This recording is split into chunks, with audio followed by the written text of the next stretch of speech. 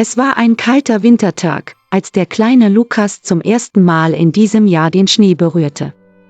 Er liebte den Winter mehr als jede andere Jahreszeit, denn nur im Winter konnte er Schneemänner bauen. Dieses Jahr war jedoch anders. Als Lukas mit seinem Schal und seinen dicken Handschuhen in den Garten lief, hatte er ein seltsames Gefühl, dass etwas Besonderes passieren würde. Lukas begann, einen Schneemann zu bauen. Er stapelte den Schnee sorgfältig, bis der Schneemann fertig war. Er gab ihm eine Karottennase, 2 Kieselsteine als Augen und einen alten Hut seines Großvaters. Doch plötzlich bemerkte Lukas, dass die Augen des Schneemannes wie Sterne funkelten. Sein Lächeln war breiter als der Himmel, und Lukas spürte, dass dieser Schneemann lebendig war. Plötzlich nickte der Schneemann mit dem Kopf. Lukas staunte. »Kannst du sprechen?« fragte er vorsichtig. Der Schneemann nickte wieder und sagte mit einer warmen, freundlichen Stimme: »Ich heiße Frosty. Danke, dass du mich gebaut hast. Jetzt sind wir Freunde.« Von diesem Moment an verbrachten Lukas und Frosty jeden Tag zusammen. Sie spielten Schneeballschlachten, bauten Schneeburgen und rutschten gemeinsam Hügel hinunter. Doch eines Nachts, als Lukas in seinem Bett lag und träumte, hörte er ein leises Klopfen an seinem Fenster. Lukas öffnete die Augen und sah Frosty draußen stehen. »Lukas, wach auf! Ich muss dir etwas zeigen«, rief der Schneemann. Lukas zog schnell seinen Mantel an und folgte Frosty hinaus in den Garten. Frosty führte ihn zu einem großen, alten Baum. Der Baum war fast vollständig unter dem Schnee verborgen. Frosty streckte seine eisige Hand aus und schob den Schnee zur Seite. Darunter kam eine kleine Holztür zum Vorschein. »Das ist mein Zuhause«, erklärte Frosty. »Ich bin kein gewöhnlicher Schneemann. Ich komme aus einem fernen Land, wo es immer Winter ist.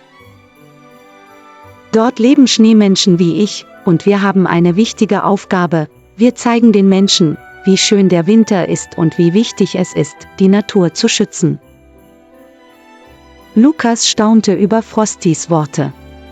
Sie setzten sich zusammen unter den Sternenhimmel, und Frosty erzählte ihm von seinem Land.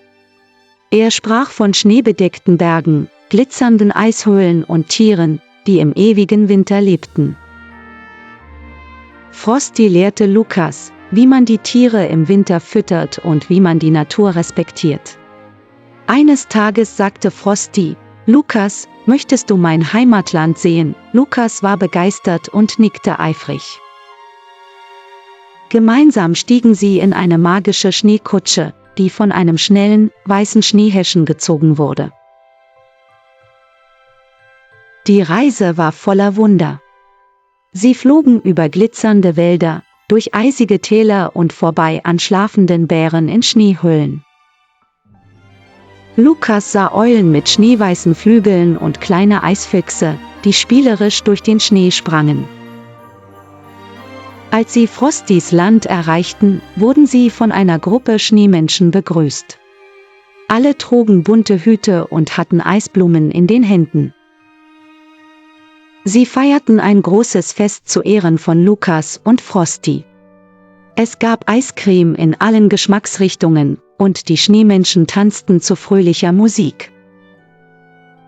Lukas lernte, wie man Iglus baut und auf gefrorenen Seen Schlittschuh läuft.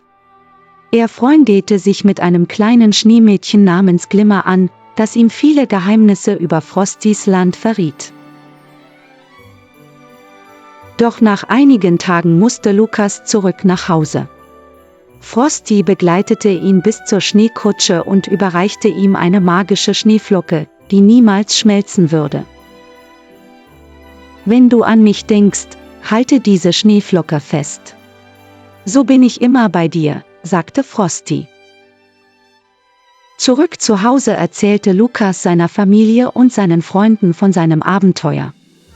Sie hörten ihm staunend zu und träumten davon, eines Tages Frostys Land selbst zu besuchen.